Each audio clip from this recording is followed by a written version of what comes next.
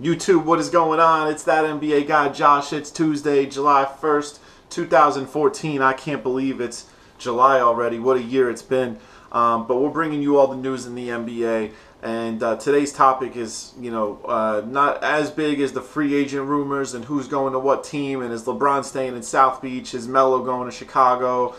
We're not talking about any of that right now. On this video, we're going to be talking about Jason Kidd, the head coach, or ex-head coach, should I say, of the Brooklyn Nets. He's going to be going to Milwaukee. He was just kind of demanding too much power in Mikhail Prokhorov and the Russian leadership team that they have there in Brooklyn right now. He was just demanding too much, and they didn't really get along. They butted heads on a couple things, and he wanted out. He's going to Milwaukee.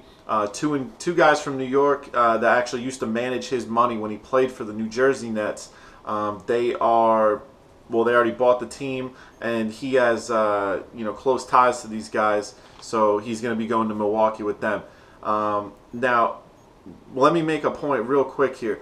Jason Kidd was a player for the New York Knicks 2 seasons ago.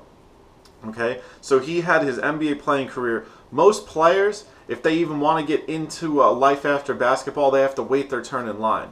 The New Jersey Nets were nice enough to give him a head coaching opportunity on day one of him being a retired NBA player. Day one, he was an NBA coach for an up and coming team that had some really good players on it.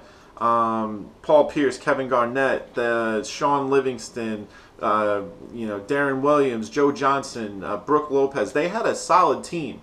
I don't want to say that Paul Pierce and Kevin Garnett and Sean Livingston and the three of them that I mentioned are just phenomenal players, but I mean, Darren Williams is a top point guard in the NBA, regardless of what injuries he's going through. You're going to see that next season once he's fixed. And then Joe Johnson was an all-star this year, and the guy's just a scoring machine. So he took over. They had him take over a decent team his first year coaching. There's been players like Patrick Ewing, who's one of my all-time favorite players. This guy can't get a job other than an assistant coach for some, scrub coach wherever he goes. He was with Jeff Van Gundy for a while because obviously Jeff Van Gundy was his coach in New York. But then he's just been following people around. Now he's with Charlotte. I mean, the guy can't get a break. Mark Jackson goes up to Golden State, actually wins, actually creates a really nice culture there, and he gets canned. Jason Kidd's trying to, first year, he does mediocre. Then all of a sudden he's demanding too much power, and then he just gets ousted. What did you expect to happen? The fact that you're a head coach your first year out of the being a player and being retired, you should be jumping for joy. I probably, if I were you, I would have stayed 5 years and then said, give me some power. You can't ask for power after a couple months or a couple, not even a full year from you signing that contract to be the head coach in the Brooklyn Nets.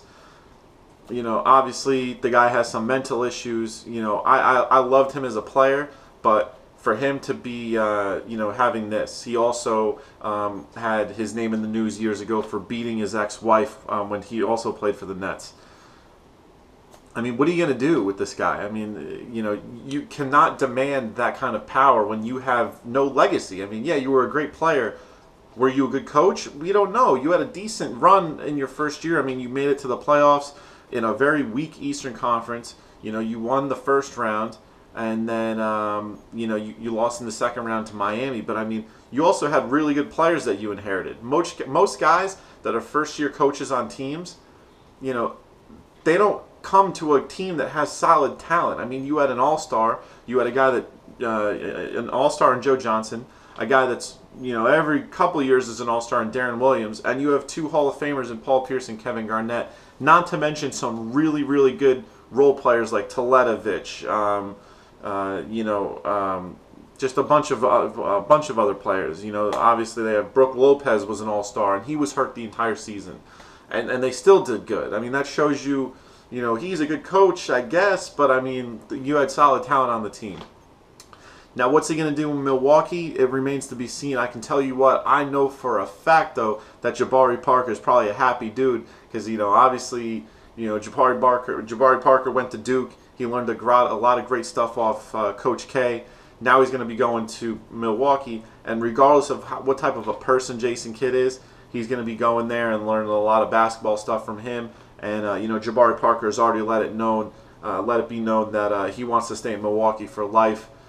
You know, a lot of players are, you know, on a sugar high, should you say, on draft night. So who knows if he's actually going to be very excited to stay there after 3 or 4 years of losing. But, you know, that remains to be seen. What do you guys think about Jason Kidd leaving Brooklyn, going to Milwaukee? The Nets actually received 2 second-round draft picks from Milwaukee in that deal. You know, I guess the Bucks rather are just trying to take a new direction. I mean, they're under new ownership. Their ex-head coach got canned right after Jason Kidd got announced that he was the coach.